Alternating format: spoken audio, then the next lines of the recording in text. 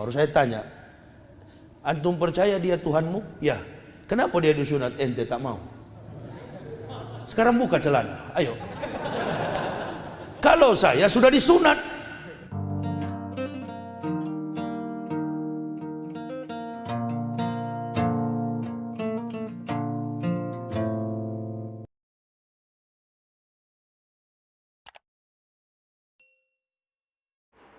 Shalom guys, berjumpa kembali dengan saya. Dalam video kali ini, saya ingin membahas Ustadz Yahya Waloni.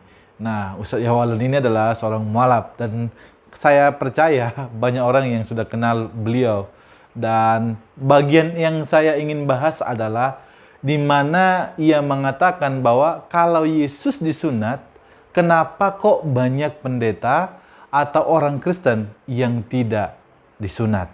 Nah, dalam video kali ini saya tidak sendiri. Saya akan bersama-sama dengan rekan saya yaitu Pak Fatinaso. Nah, di dalam bagian ini nanti beliau akan menjelaskan sejelas-jelasnya.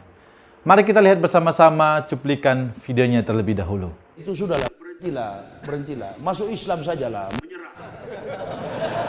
Loh, saya cuma mau tanya satu ayat kalau berdebat itu. Lukas pasal 2 ayat 21 kan Yesus disunat. Kalau sudah duduk di meja debat, saya bilang, coba buka celana, sudah sunat atau belum nih? Buka aja dalam, saya tidak pernah ada Bible lagi. Saya kalau mau debat di stadion, saya tidak akan bawa biar satu lembar kertas. Saya hanya bawa otak di kepala saya. Antum silakan bawa kitabmu satu kontainer. Seperti barang bukti Pak Prabowo dulu kan. 5 kontainer. Bawa itu di meja debat.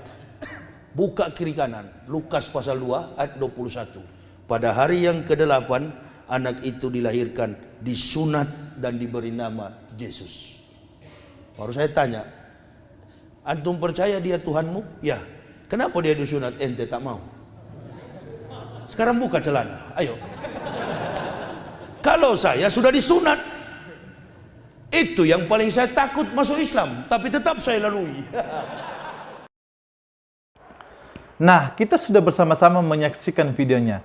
Nah, bagaimana kira-kira menurut Pak Fatinaso terkait dengan bagian ini? Tolong jelaskan, Pak. Kali ini saya akan membahas satu topik, Kristen bukan karena takut disunat. Seperti kita tahu bahwa hingga saat ini hukum sunat masih menjadi bahan perdebatan.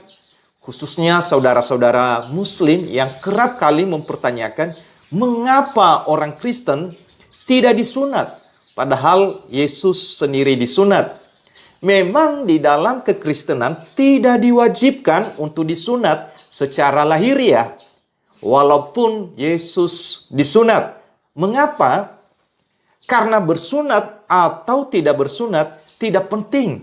Yang penting ialah mentaati hukum-hukum Allah. Seperti yang ada di dalam 1 Korintus pasal 7 ayatnya yang ke-19. Mengapa Yesus harus disunat?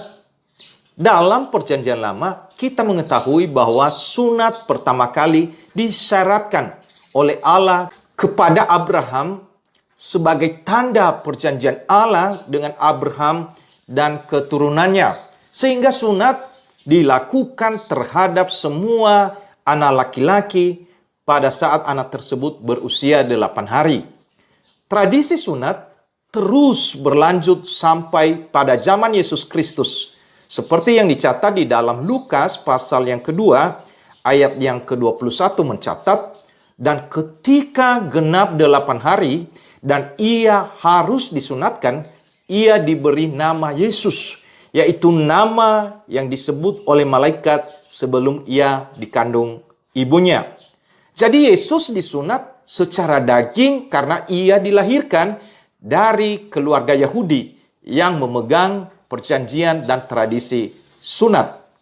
Dengan disunat, Yesus membuktikan bahwa dia sungguh-sungguh mempunyai kodrat manusia dan memberikan persetujuan bahwa tanda perjanjian yang diberikan oleh Allah dalam perjanjian lama adalah sah. Kristus juga menunjukkan bahwa ketaatan untuk menjalankan perintah Tuhan sesungguhnya sangatlah penting. sehingga dia disunat pada hari ke-8. Dengan mengambil dan menjalankan hukum sunat, maka Yesus dapat membebaskan manusia dari hukum ini dan memberikan hukum yang lebih sempurna. Apa hukum yang sempurna itu? Yaitu hukum rohani, yaitu sunat secara rohani atau sunat hati. Yesus sendiri mengajarkan bahwa yang terpenting bukan apa yang terlihat dari luar, tetapi yang ada di dalam hati.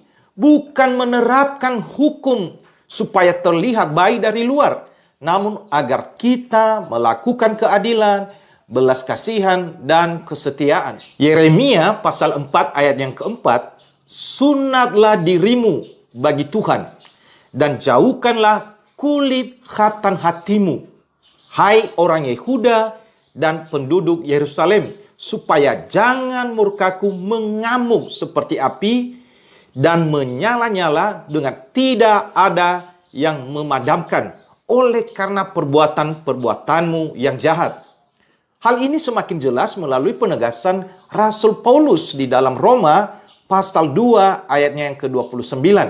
Tetapi orang Yahudi sejati ialah dia yang tidak nampak keyahudiannya, dan sunat ialah sunat di dalam hati, secara rohani, bukan secara lahiriah.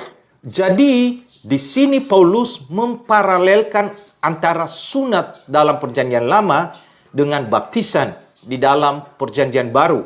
Di dalam Kolose 2 ayat 11 dikatakan, dalam dia kamu telah disunat, bukan dengan sunat yang dilakukan oleh manusia, tetapi dengan sunat Kristus yang terdiri dari penanggalan akan tubuh yang berdosa. Atas dasar inilah mengapa anak-anak orang percaya juga berhak menerima baptisan, karena mereka juga adalah ahli waris kerajaan Allah. Sebagaimana keturunan Abraham secara lahiriah menerima sunat sebagai tanda perjanjian, demikian pula anak-anak orang percaya menerima baptisan sebagai simbol perjanjian anugerah. Jadi, salah besar kalau ada orang yang masih nyinyir bahwa orang Kristen takut disunat. Galatia 5 ayat 2 dan 6 berbunyi, jikalau kamu menyunatkan dirimu, Kristus sama sekali tidak akan berguna bagimu. Ayat yang ke-6, sebab bagi orang-orang yang ada di dalam Kristus Yesus, hal bersunat atau tidak bersunat tidak mempunyai sesuatu arti. Hanya iman yang bekerja oleh kasih.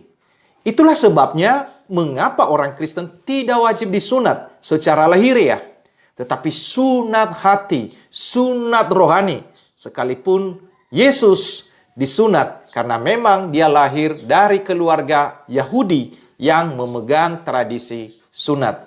Nah, dari penjelasan yang sudah kita lihat bersama-sama, jelas bahwa orang Kristen juga ada yang disunat, bahkan orang Kristen tidak takut disunat. Nah, kalau mau melakukan survei, sebenarnya banyak juga orang Kristen yang disunat.